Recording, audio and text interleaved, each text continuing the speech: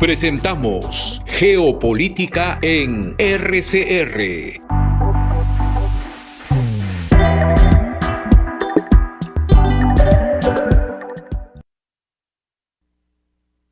Estimados amigos, muy buenas noches.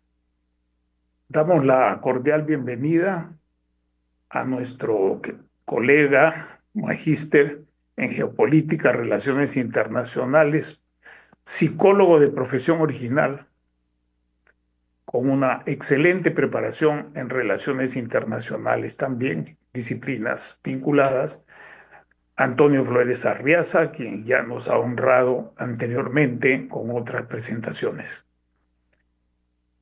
Este programa va por su tercer año y segundo mes. Tenemos 3 años y 2 meses continuos. Y el foco del programa no está sobre las noticias o sobre el día a día que informan muchos programas con el rótulo de geopolítica. Eso es información corriente, sin duda importante, y que representa un trabajo muy grande de quienes se dedican a eso.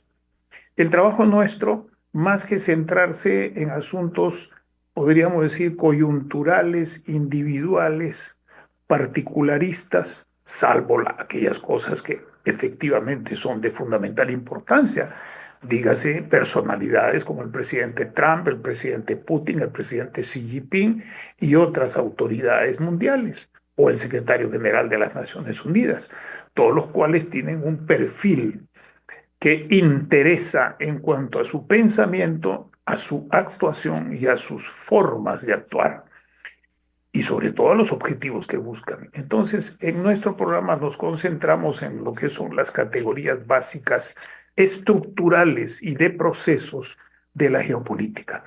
La noción central es una noción compleja, que es la estatura estratégica de los estados y de los no estados, en el caso de actores importantes que pueden ser públicos o privados, que también intervienen en la vida de relación internacional y en la geopolítica.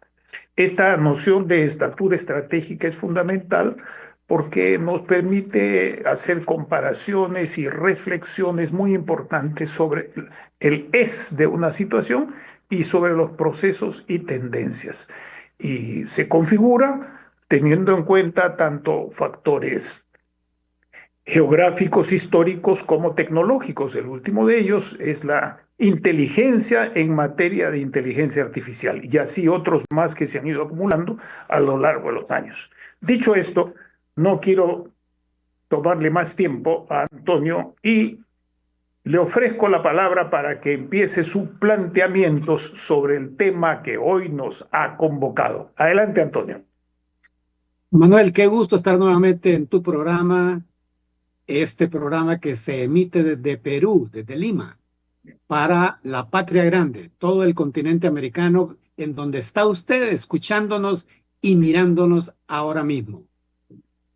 Pues la pregunta que tenemos aquí es, ¿así se mueven hoy los BRICS? Ese es el tema de hoy, porque usted probablemente habrá escuchado que los BRICS es una organización de tipo económica. La gran pregunta, y además de países de economías en surgimiento, o sea, países que se están tratando de desarrollar. Esa ha sido la presentación que hemos tenido, yo podría decir históricamente, de los BRICS. Pero la gran pregunta de hoy que nos estamos haciendo es, ¿siguen por esa ruta o están caminando hacia otra ruta? ¿O están caminando por diferentes caminos? La gran pregunta entonces que nos incita al día de hoy para intentar responderla. Digo esto porque en geopolítica uno no puede disponer de información exhaustiva de cada uno de los países sencillamente porque nadie está abriendo sus archivos para que nosotros podamos meter la nariz y enterarnos de todo. Así que partimos de información parcial, de información que ligamos de un lado con otro y vamos así creando una red que nos permite ir haciendo un análisis que, producto de todos esos cruces, nos permita generar una síntesis que proponemos como un escenario, posible escenario geopolítico. Así que retomo lo que dijo Manuel, eso es lo que tratamos de hacer aquí, un análisis más que una narración o descripción de lo que está ocurriendo. Ciertamente hay que narrar algunas cosas, pero intentamos trascender la narración y llegar a niveles de análisis y propuestas de síntesis. Así que entonces vamos a intentar responder esa pregunta que nos hemos formulado al inicio. Si los BRICS siguen por el camino que se propusieron o nos plantearon a su inicio. Yo agradeceré que me presenten la primera lámina en donde planteamos precisamente el nombre del programa de hoy. Por favor, la primera lámina. Así que entonces estamos pendientes pues de que los compañeros ahí en RCR nos ayuden para agilizar el programa. Luego de eso, entonces, vamos a ver que los BRICS hoy día ya no son los BRICS originales y no voy a hablar de eso porque todo el mundo lo dice. Los BRICS entonces ahora han tomado, la siguiente lámina por favor, los BRICS han tomado la decisión de incorporar nuevos miembros, originalmente nuevos socios aparentemente en las mismas condiciones que los fundadores. Es así que fueron incorporados algunos otros como Irán, Arabia Saudí, Emiratos Árabes Unidos, Egipto, Etiopía e Indonesia. Si tuviéramos la lámina, usted vería que la lámina nos dice que Indonesia está marcada en azul. Eso porque lo vamos a retomar.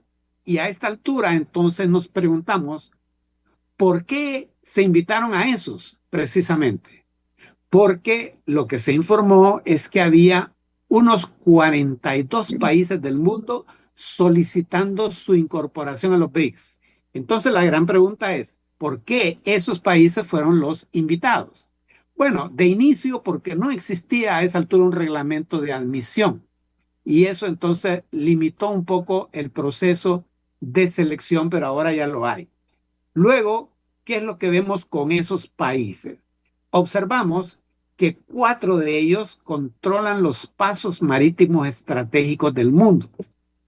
Eso es muy interesante, sumamente importante, porque recordemos, los BRICS se presentaron como un grupo de países que estaban interesados únicamente en el tema económico. Pero ya estamos viendo de que están seleccionando países que controlan puntos estratégicos en el mundo. 3 países de ellos son potencias nucleares, es decir, tienen armas nucleares. Entonces, qué curioso. Recordemos que era un grupo de países económicos. Los 2 países que aglutinan la mayor población del mundo están en los BRICS. Hablo de la India en primer lugar y de China en segundo lugar, que juntos, ahí mismo, hacen unos 3.000 millones de habitantes. Y luego tenemos representación entre ellos de 5 continentes del planeta. Solamente Oceanía no está representado. El bloque introdujo en la categoría ahora de países socios. Eso en la cumbre del año pasado. Y ahí incorporaron nuevos países, ya no en la categoría como la de los miembros originales, sino de asociados. Y ahí sumaron a Bielorrusia, Bolivia, ahí en América del Sur, Cuba en el Caribe, Kazajistán, Malasia, Malasia en Asia, Nigeria en África, Tailandia en Asia, Uganda en África y Uzbekistán en Asia Central. Entonces, regresemos a la pregunta. Dijeron que eran países de economías en desarrollo. La pregunta es, ¿Cuba es un país de economía en desarrollo emergente? Realmente sabemos que no es así. Entonces ahí ya nos asalta una duda, una pregunta de por qué se ha invitado ahí a Cuba. Y ahora pasamos a la siguiente lámina. En la siguiente lámina vamos a ver que resulta que los países de los BRICS que hay ahora acaparan importantes fuentes vinculadas a la economía, a la producción. Entonces, si estamos hablando de países emergentes y que los países seleccionados que la integran son países que controlan importante porcentaje de las fuentes energéticas para la producción, entonces nos asalta la pregunta de ¿por qué tienen interés en controlar las materias energéticas? Así tenemos que controlan el 40% del petróleo del mundo, controlan el 30% del gas natural del mundo, el 70% del carbón. Están tratando de crear una nueva red de comunicaciones entre los países BRICS. Y, para cerrar, muy interesantemente, controlan el 70% de las tierras raras. Las tierras raras son materiales, no es que son tierra, se les llama así, son parte de la tabla de los elementos químicos que conforman el planeta, y allí esas tierras raras son vitales para la producción de alta tecnología en el mundo. Ahora mismo usted me está viendo por una computadora o por un celular que para su construcción fue necesario disponer de alguna tierra rara. A manera de ejemplo, usted en un celular, fíjese bien, en su celular usted tiene materias raras en la cuantía de 9, 11 materias raras, tierras raras, solo ahí en la mano que tiene usted en su celular. Sin esas materias raras, sin esas tierras raras, usted no podría tener ese celular inteligente que tiene en la mano y no me estaría mirando, porque serían de aquellos celulares de teclas que no tenían esa capacidad inteligente. Eso implica poder tener acceso a tierras raras, tener tecnología de alto nivel. Imagínese usted que en su mano tiene usted muchísima más tecnología que la tecnología que tuvo el Apolo 11 que viajó a la Luna. Ya hubieran querido tener esos astronautas la tecnología que hoy tiene usted en la mano. Eso es impactante, ¿no le parece? Ahora pasamos a la siguiente lámina. En esa lámina hablamos de que esos países que forman el BRICS controlan un concepto que yo estoy generando que he llamado las puertas del mundo.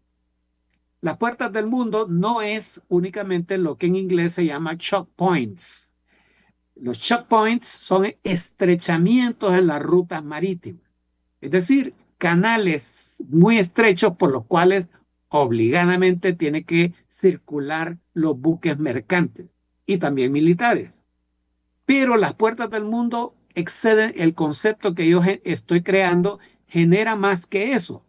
Implica además no solo los estrechamientos marítimos, sino que también todas aquellas rutas terrestres también comerciales que son de gran impacto para la economía mundial. Es decir, rutas que tienen una gran capacidad estratégica, geoeconómica, pero también geomilitar. Es importantísimo tomar en cuenta ese asunto. Entonces la gran pregunta es, ya tienen 7 estrechos marítimos controlados. De esos países que forman los BRICS, tienen capacidad de controlar 7. Y entonces, perdón, son 7 y tienen la capacidad de controlar 4, es decir, más de la mitad. La gran pregunta es, ¿seguirán detrás de esa estrategia de sumar otros países que controlen otros puntos neurálgicos del planeta? Y entonces ya nos preguntamos, hey, ¿y no que solo eran para producción económica? Ahora vamos a analizar qué es lo que pasa con las puertas del mundo. Entonces, Antonio, ¿me permites una microinterrupción? Lo estás haciendo muy bien y como si estuviésemos mirando las proyecciones, las filminas. Continúa así porque de todas maneras esas filminas se van a publicar en red de comunicación regional, de todas maneras. Pero continúa como si estuviéramos viéndolas porque además nos estimulas a la reflexión mental de ubicarnos en el globo terráqueo. Y en ese sentido quiero hacer dos o tres pequeñísimas acotaciones en el sentido de tu presentación. La primera, en ese grupo están prácticamente los 9 países más poblados de la Tierra, lo cual no es poco decir. Tú has mencionado los que están engrosando el mayor aporte de población, pero son 9 países muy importantes que están ahí presentes. En segundo lugar, los BRICS no tienen una homogeneidad de régimen político, ni de sistema político, ni de régimen político. Porque hay una, por ejemplo, en el caso de India o de Brasil, una democracia con 3 poderes del Estado, mientras que la República Popular China es un Estado con partido único de poder cerrado. Hay monarquías constitucionales, hay monarquías que prácticamente no son constitucionales y que están cerca de uno de los pasos de esos estrechamientos más importantes que están al sur del Mar de la China.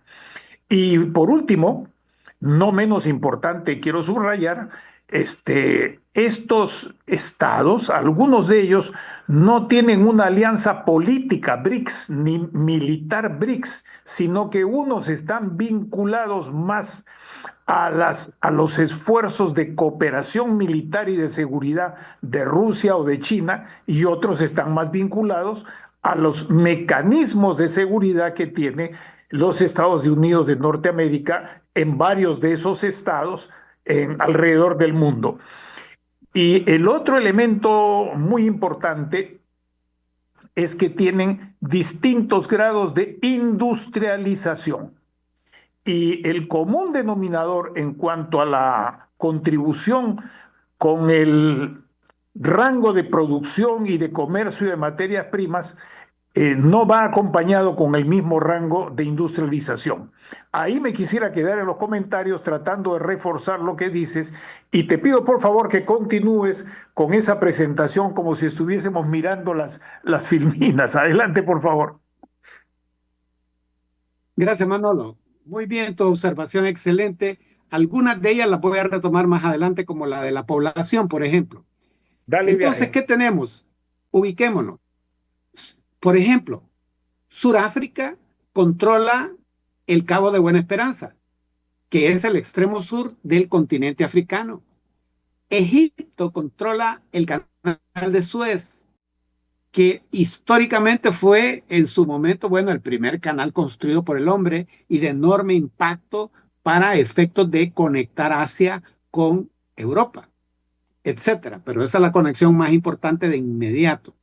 Arabia y Etiopía son capaces de controlar el Bab al-Mandab, que es el estrecho de las lágrimas, en donde ahora está muy famoso, muy noticioso, porque ahí está Ansar Allah, conocido en Occidente como los hutíes, que están controlando ese paso de Bab al-Mandab, ahí en el extremo sur del Mar Rojo. Irán y Emiratos Árabes Unidos son capaces de controlar el estrecho de Hormuz, el segundo estrecho más importante del mundo, por donde pasa cualquier cantidad de petróleo.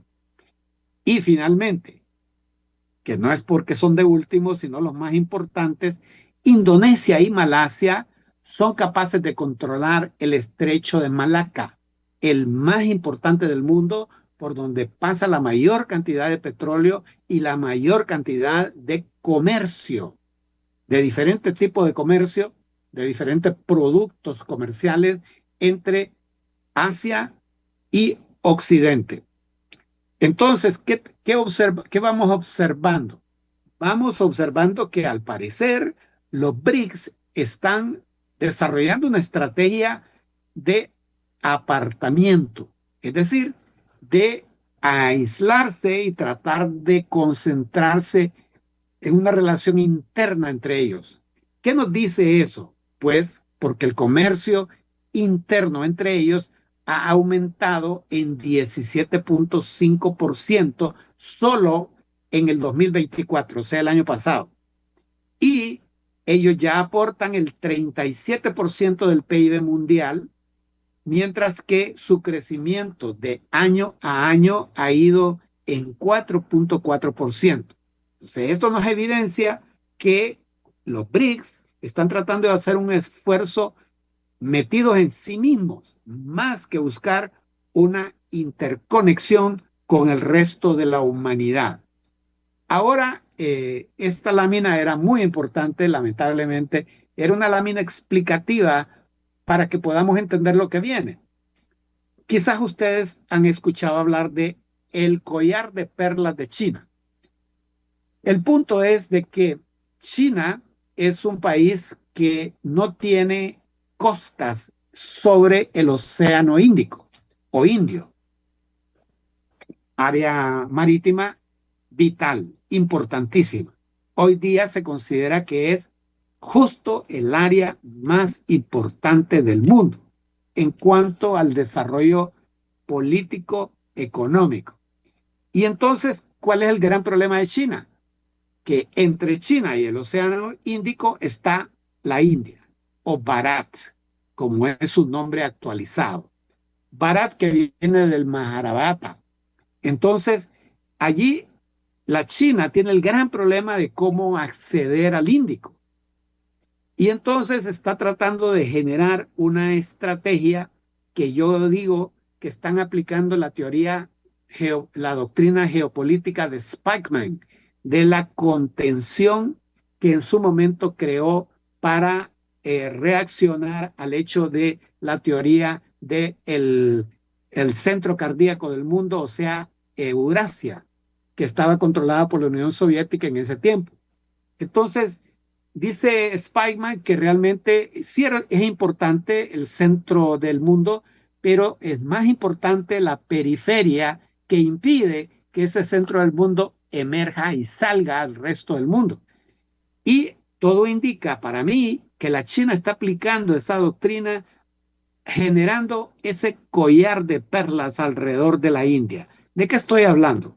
Estoy hablando que que China ha generado una serie de bases mercantes y militares alrededor de toda una enorme zona que viene, fíjense bien, desde el puerto del Pireo en Grecia, pasa por el Mar Rojo, entra al océano, al Golfo de Adén, en Djibouti, que es un país en donde China tiene su primera base militar fuera de China. Y eso está en África. Y luego pasa por el Golfo de Adén hasta llegar a Gwadar, que este es un puerto al final en la costa de Pakistán. Escucha esa palabra, Pakistán. Después vamos a retomarlo. Y ahí China ha construido a lo largo de Pakistán, desde el norte hasta el sur, partiendo de una ciudad china que se llama Kashgar, en la provincia de Xinjiang, que es el centro donde viven los uigures. Desde allí, China ha construido una supercarretera que conecta China con Gwadar a la salida del Océano Índico. Entonces, ¿qué tenemos? Ya China generó esa ruta para poder salir, pero luego está en proceso de construir otra muy importante, y es que desde la ciudad de Kunming, en la provincia de Yunnan, en China, ha construido ya un ferrocarril hasta la capital de Laos. Estamos hablando de Vientiane. Hasta Vientiane, China ya construyó una ruta de 1.035 kilómetros con una inversión de $6.000 millones. Vea usted. Y entonces ha llegado a Laos, a su capital Vientiane. Pero de allí, China ya está empezando a construir la extensión de esa ruta en dirección a Tailandia. Escucha el nombre. Y a lo largo de la península de Tailandia, hacia el sur, hasta llegar a Malasia. Estamos hablando de que llega a las capitales de esos países, la capital de Tailandia es Bangkok y la capital de Malasia es Kuala Lumpur. Y llegar hasta exactamente la punta de la península de Tailandia, que es Singapur. Pero allí entonces ocurre que al frente de Malasia está la gran isla de Indonesia y entre ambas está el Estrecho de Malaca, el más importante del mundo. Es un estrecho realmente estrecho y muy largo y que es obviamente fácilmente bloqueable. China está preocupada, obviamente, porque por ahí pasa su mayor eje comercial. Y si ese estrecho fuese bloqueado, tendría un impacto descomunal sobre la economía de China, pero además también hay piratas que asaltan los barcos. Así que China, allá arriba, en la península de Tailandia, está buscando construir un canal interoceánico que se llama el Canal de Kra o Canal de Tailandia. De Kra, porque así se llama esa región. Y de esa manera China está buscando entonces evitar pasar por el Estrecho de Malaca, pero además, lo más importante actual es la reducción de la ruta que normalmente tienen que llevar los barcos en 1.200 kilómetros menos. ¿Se imagina? Eso es realmente impactante. El costo se vería reducido porque el flete sería más barato, el tiempo para llegar de un destino al otro sería más rápido y además de eso, cualquier operación militar sería muchísimo más fácil si fuese el caso. Así que entonces ahí tenemos cómo China está generando una estrategia y recuerde usted, si lo olvidó, que fueron invitados Indonesia y Malasia. Es decir, los dos países que rodean el Estrecho de Malaca. Qué casualidad, ¿no? Qué curioso, muy ingenuo. Otra Entonces curiosidad, tenemos pues Antonio. que, además de eso... Antonio, Sí, permitime dime. otra curiosidad antes que, no sé si la tenés anotada ahí, pero te la pongo sobre la mesa. Al sur, en el mar de Pakistán, en el mar Índico de Pakistán, se ha encontrado una fuente muy grande de petróleo. Y esos Sí, son hechos que sí importan para la geopolítica, no el hecho que se murió alguien, ¿verdad? Que desde también puede luego, importar, pero ese es un hecho fundamental porque desde se luego. vincula con la posibilidad de explotar aquella vía y las otras vías que has mencionado. Adelante, por favor. Sí, entonces sumo, ya que tú me has llevado de regreso, sumo que el puerto de Guadar en la costa del mar Árabe, que es parte del Océano Índico, que tiene Pakistán, Guadar, está a unas pocas millas náuticas de el Estrecho de Hormuz. Es decir, ahí China podría salir del otro lado del Estrecho de Hormuz y controlarlo muy fácilmente. Y ahí adentro, en el Golfo Pérsico, están los principales países petroleros del mundo. Ahí está, eh, ¿cómo se llama? Kuwait. Ahí está la misma Arabia Saudita, Emiratos Árabes, Qatar, Dubái y el mismo Irán, que son los grandes países productores de petróleo del mundo. Muy bien, regresemos. Ahora vayamos al tema de quiénes son los principales extractores de petróleo en el mundo. En esta gráfica, lamentablemente no la podemos ver, nos muestra una gráfica de barras en donde aparecen los 20 principales países productores de petróleo del mundo. En primer lugar, bueno, hago constar que la gráfica es un poco vieja, es una gráfica de el orden mundial, doy el crédito, pero es valiosa para entender. En primer lugar aparece Rusia, y voy a mencionar los países BRICS. Fíjense bien, los países BRICS. Rusia en primer lugar. En segundo lugar, Arabia Saudita.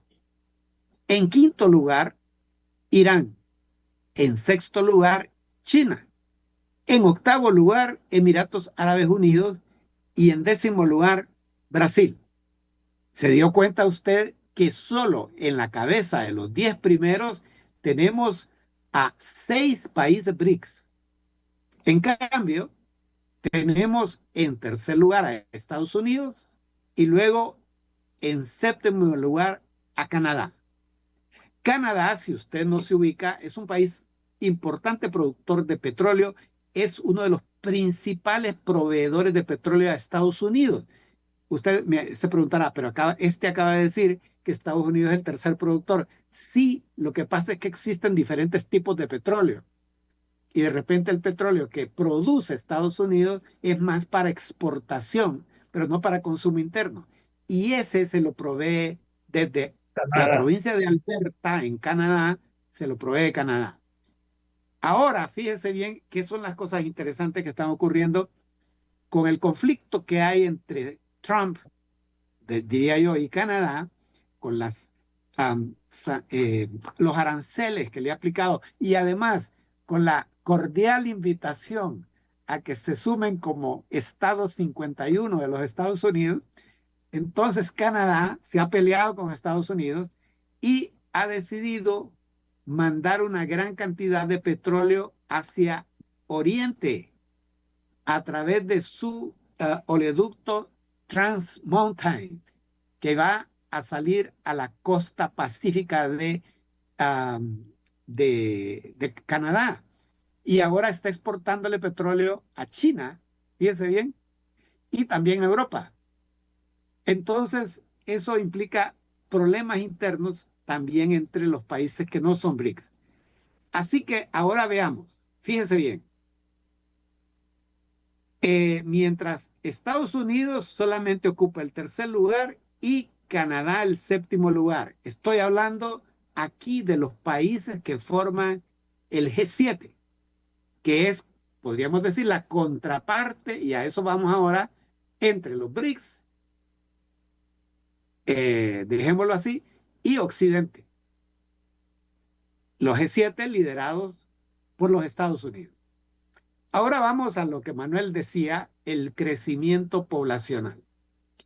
Fíjense que otra de las razones por las cuales también se invitaron a ciertos países es porque hoy día los BRICS están tratando de conjuntar el control de la población mundial. Ya habíamos dicho de antemano que solamente China e India acaparan 3.000 millones de habitantes, es decir, la tercera parte de la población del mundo. Solamente ellos dos. Pero resulta que además de eso, y quiero retomar lo que decía Manuel hace un rato, que él hizo el enfoque en el tema político, yo ahora lo voy a hacer en el tema religioso. Fíjense que de esos países, los BRICS también han sumado a países del mundo musulmán importantes. Por ejemplo, ustedes, yo les pregunto, ¿saben cuál es el país de mayor cantidad de musulmanes en el mundo? Y muy probablemente digan, Arabia, o me digan Irán. No, ninguno de ellos. Es Indonesia. Es el país con más habitantes musulmanes en el mundo. Entre paréntesis, por cierto, desde el año pasado para acá ha habido una rápida conversión de musulmanes al cristianismo en Indonesia. Cierro el paréntesis. Ahí tenemos, además de Indonesia, a Irán, a Pakistán, Arabia Saudita, Afganistán e Irak. Todos países musulmanes, sean chiitas o sean sunitas. Pero entonces estamos viendo un gran problema para Occidente. Y es que los BRICS además están conjuntando a un bloque de países musulmanes. Y como dijo alguien justamente ayer que escuchaba yo una charla, dijo, en el fondo, una de las raíces del capitalismo es el cristianismo. Entonces, gran parte de los países capitalistas tienen o tuvieron una raíz cristiana. Y hay algunas en Europa con el calvinismo, por ejemplo, que fueron especialmente aplicados al capitalismo. Dejaremos el tema ahí porque es muy complicado y no me quiero meter en ese lío. Eso da para otra Para otra reflexión charla. muy importante. Totalmente. Apuntémosla. De paso te digo, son 20 horas, 41 minutos acá, hora de Lima, para que tengas en cuenta Perfecto. El la tiempo. presentación. Adelante, adelante. Bien. Además, Solamente me faltaría decir que el día que entre Egipto va a ser un peso muy grande desde el punto de vista tanto perdón, demográfico como de posición y de población musulmana. perdón, Manolo, es que yo olvidé poner a Egipto. Egipto está Eh, ahí está adentro. Lo que pasa es que Egipto es un país líder en el mundo musulmán, líder por su naturaleza. Egipto, toda la historia que tiene, etcétera. Pero también es líder porque es un país potencia militar. ¿Ah? Y es el que controla la entrada al canal de Suez. Eso es importantísimo darse cuenta. Yo en el libro que he escrito que se llama Geoceanopolítica, las puertas del mundo, ahí precisamente retomo el ejemplo de Egipto y doy un exhaustivo enlistamiento de su capacidad bélica. Cuántos aviones tiene, cuántos tanques tiene. Es impresionante. Tienen un tremendo armamento de Egipto. Entonces no es cualquiera país, es un país muy especial. Y Bueno, como alguno, regresemos a... y como alguno de los otros de los BRICS, no es un estado únicamente anti-norteamericano o anti-Europa. Es como decían algunos antiguos analistas de política exterior, tiene una geometría variable en su política exterior. Se Sí, sí, acerca, sí, se aleja, trata de sí, tener sí. su propio curso, su propio camino. Me quedo aquí, continúa. Sí, eso que has dicho es interesante porque en el armamento tienen armas de todos lados. Así es, así es. Ese concepto que acabas de decir, muy interesante, lo vamos a retomar cuando al final hablemos de la India. Bueno, pero aquí en el tema poblacional también hay un punto interesante y es la tendencia de crecimiento poblacional. Fíjense bien, ¿qué sucede? El único país que tiene un decrecimiento importante, bueno, eso es estadístico, en cuanto a su población es Rusia. Y desde luego hay un punto que no hay que dejarlo pasar y es la gigantesca extensión territorial de Rusia, ¿verdad?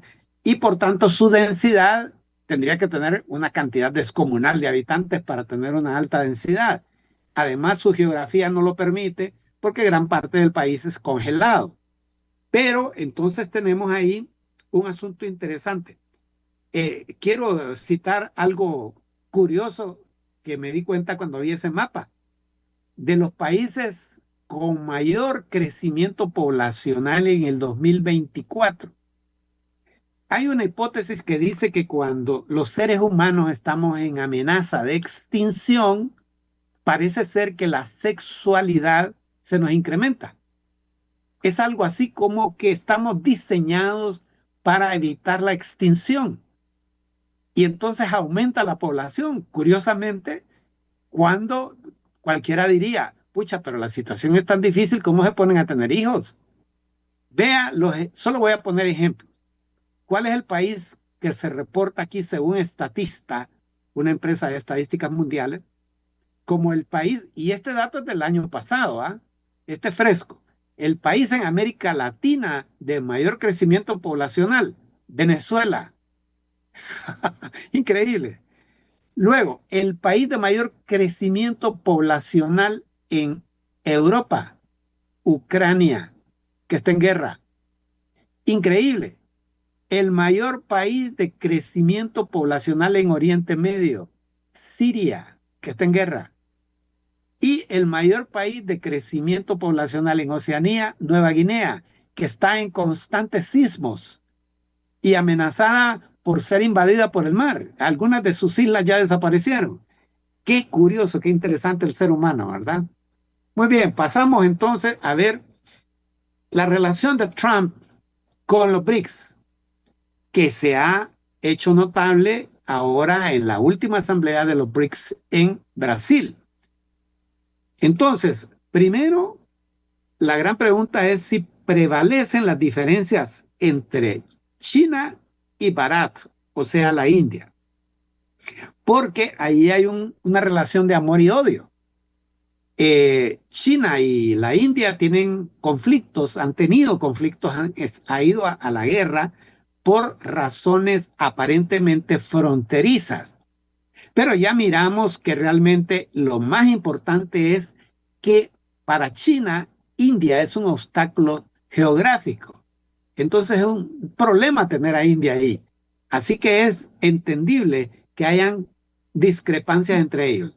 Trump advierte que aplicará un aumento del 10% adicional de aranceles a aquellos países que negocien con los BRICS. Ya están amenazados los países del mundo que se metan a negociar con los BRICS. Y luego Trump aplica un arancel de 25% a la India, presionándole para que deje de comprarle petróleo a Rusia. Y es que de esta guerra en Ucrania, el mayor beneficiado ha sido India, porque resulta que mientras India antes de la guerra le compraba muy poco petróleo a Rusia, hoy día le compra, creo que son 1.200 millones de barriles de petróleo al día. ¿Se da cuenta de eso? Es una cosa impactante. Pero, ¿qué es lo que hace con tanto petróleo la India? Lo purifica y le pone Made in India y se lo vende a Europa por detrás. La India está haciendo clavo de oro con la venta de petróleo ruso, que solamente le hace el proceso de limpieza del petróleo y le pone Made in India y se queda con la mayor parte del negocio. Entonces, obviamente la India está ganando muchísimo en esto y ese es uno de los puntos importantes a tener en cuenta en la relación India con Rusia y no India con China. Pero simultáneamente Trump advierte que va a visitar Pakistán ahora en septiembre. La pregunta es, ¿y qué tiene que ver eso? Si usted no se da cuenta, el mes pasado hubo guerra entre India y Pakistán. ¿Y qué sucede? Pakistán está alineada con China. Acuérdese de lo que acabo de decir hace un rato del corredor chino-pakistaní que ha transformado Pakistán en una ruta china. En la guerra, y esto es un dato curioso interesante, en la guerra que tuvieron, mientras la India, en ese juego de jugar varias cartas al mismo tiempo, especialmente con Rusia, a favor de Rusia, tiene aviones de combate de Rusia, la mayor parte, también de Estados Unidos, y especialmente tiene el Rafale, que es avión francés. El Rafale es la joya de los aviones de combate franceses. Le pongo un ejemplo valorativo. En un ejercicio de la OTAN, en donde, por un lado, los que estaban haciendo el juego de guerra estaban los aviones Rafale franceses y por el otro lado estaba el mejor avión de combate de los Estados Unidos, que es el F-22 Raptor. ¿Sabe qué es lo que ocurrió? Que un Rafale puso en la mira a un F-22. Lo marcó. Es decir, en un combate real, ese F-22 estaba derribado. El Rafale adquirió un valor de mercado espectacular. ¡Wow! Un Rafale podría derribar a un F-22. Increíble. Y entonces resulta que cuando se van a la guerra Pakistán con China, India manda a sus Rafale y Pakistán manda a sus J-10 chinos. Un avión que nunca se había probado en nada. Simplemente la descripción de etiqueta decía que era buenísimo y además armado con un misil PL-15 también chino. ¿Qué ocurrió en las primeras horas de combate? Que los J-10 derribaron 3 aviones Rafale. Y el J-10 se subió en el mercado y el Rafale se cayó en el mercado. Ven ustedes qué interesante por qué Donald Trump ahora va para Pakistán. Donald Trump es un hombre que entiende el negocio de maravilla. Él ha sido un negociante. Y entonces ahí va a ver qué oportunidades de mercado él puede encontrar y qué alianzas con Pakistán. Ahora vamos a ver que los BRICS también crearon un banco que se llama Nuevo Banco de Desarrollo de los BRICS. Este es un banco en el cual los accionistas, por así decirlo, los aportantes, son los BRICS originales y aportan teóricamente en igualdad de condiciones. No me va a decir usted que África del Sur aporta lo mismo que la China, ¿verdad? Pero eso es lo que se declara. Entonces, ¿qué tenemos? Que ese banco tiene como objetivo tratar de suplir las carencias de préstamos que hay en el mundo que no pueden cubrir el Fondo Monetario Internacional, el Banco Mundial, etcétera, otros bancos que hay por ahí. Y ya tiene 120 proyectos de inversión por 40.000 millones de dólares en países de Asia, África y América Latina. Y ha incluido como miembros del beneficiarios o miembros del BRICS a originalmente sus 3 primeros miembros fueron Emiratos Árabes Unidos, Uruguay y Bangladesh. Fueron los primeros invitados y luego de eso se invitó a Bangladesh, Egipto, Emiratos Árabes Unidos y Argelia. Y ahora en esta última reunión en Brasil se sumó Uzbekistán y Colombia. O sea, hay 2 países de América del Sur metidos como miembros del Banco de los BRICS. Pero en esa reunión ocurrió algo importante y es que Lula da Silva, presidente de Brasil, dijo que el dólar debería dejar de ser usado ya como moneda de reserva y como moneda de intermediación comercial. Esta ha sido la enorme utilidad que el dólar ha tenido para el comercio y el capitalismo mundial. Es decir, es muy difícil que usted pueda comerciar con un país que no tiene una moneda conocida. Y entonces usted, ¿con qué le va a pagar? ¿Le va a pagar con su moneda nacional? ¿Y a qué le va a pagar a usted? Y después, ¿usted qué hace con esa moneda? ¿Cómo se deshace de ella? ¿Cómo la usa? Es un gran problema. Ese problema lo ha resuelto el dólar, porque el dólar es aceptado globalmente como moneda de intermediación comercial. Y los países cuando lo usan de reserva es porque en su banco central acumulan miles de millones de dólares como garantía de que su moneda nacional tiene valor. Eso, entonces el dólar cumple esas 2 tareas muy importantes. Y Lula da Silva ha dicho, hay que dejar de usar el dólar para eso. Óigame, señor Lula da Silva no sabe el lío que está proponiendo, porque eso no es fácil de resolver. Muy bien, dicen, es que el punto es que el G7 es el que ha venido controlando con el Estados Unidos a la cabeza y ahora tenemos el otro bloque que son los BRICS y entonces vamos a dividirnos el mundo en bloques.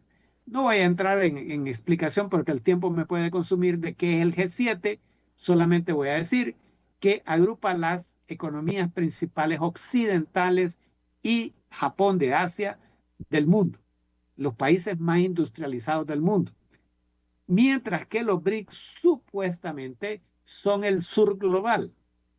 Eso es porque son los países de economías emergentes y economías que se basan en materias primas.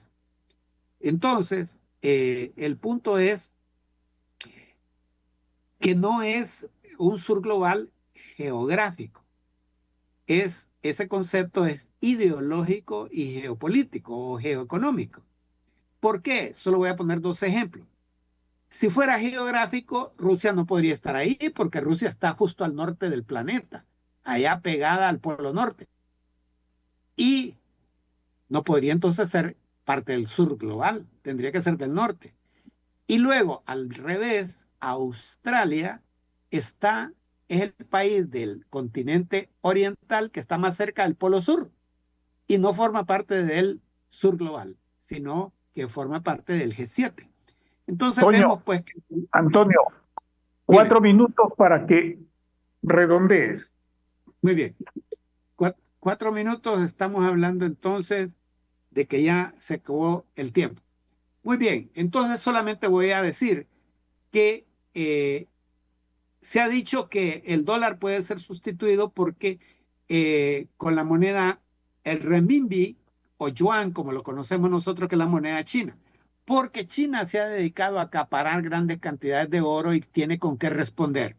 Mire, si tuviéramos la lámina, veríamos en la tabla que yo estoy viendo al frente. Veríamos al, a marzo de este año, es este informe, que el país que tiene la mayor cantidad de toneladas de oro en sus reservas, con 8.133, es Estados Unidos. En segundo lugar, Alemania. En tercer lugar, Italia. En cuarto lugar, Francia, con 2.437. Y es hasta en quinto lugar que aparece Rusia, con 2.300, o sea, 100 toneladas menos que el anterior que Francia. Y es hasta en séptimo lugar que aparece China, con solamente 2.292 toneladas de oro. Por tanto, el argumento como que tiene sus falencias, ¿verdad? Como que realmente China no tiene tanto oro para lo que dicen. En resumen, tenemos que mientras los países BRICS en total acumulan 5.502 toneladas de oro en sus reservas, los países del G7 acumulan 17.726 toneladas, o sea, 3 veces más que los países BRICS. Y para cerrar, voy a decir que si bien es cierto, se observa una aparente unidad entre los países BRICS, realmente podemos sospechar que no es así. Y uno de los puntos es la India.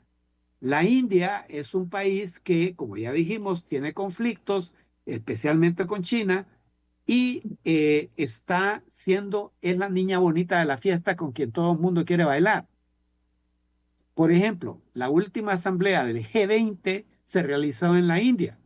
Y ahí, en la India, el G20 propuso la creación de una nueva e importantísima ruta comercial que unirá Europa pasando por Oriente Medio para llegar hasta la India. Es decir, tanto el BRICS está queriendo retener a la India como Occidente está tratando de generar atracción de la India para que la India cambie de bando. Ahí tenemos entonces razones suficientes como para que India se convierta en el eslabón débil de los BRICS.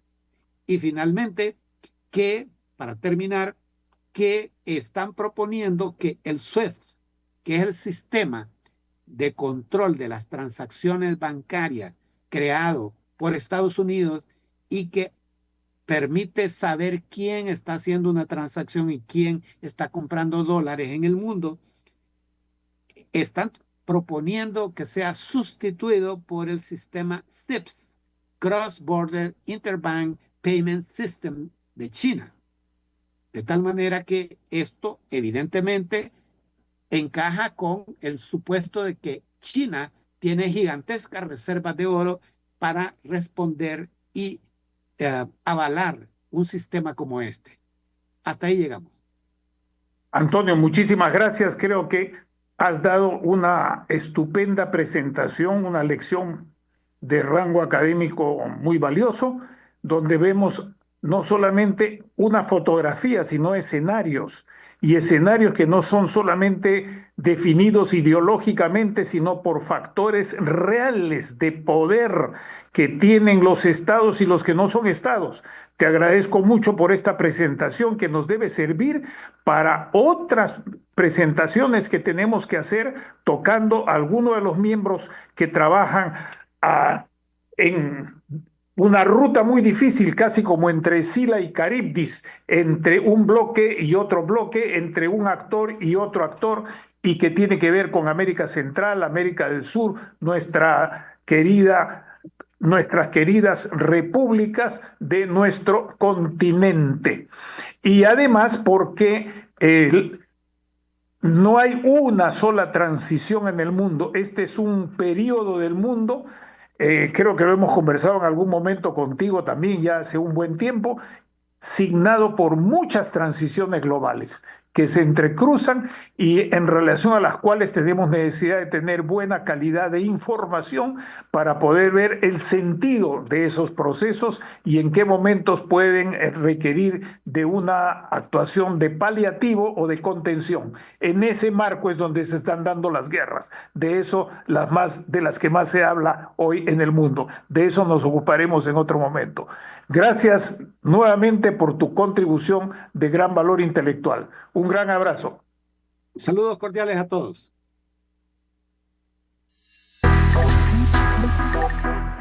Hemos presentado Geopolítica en RCR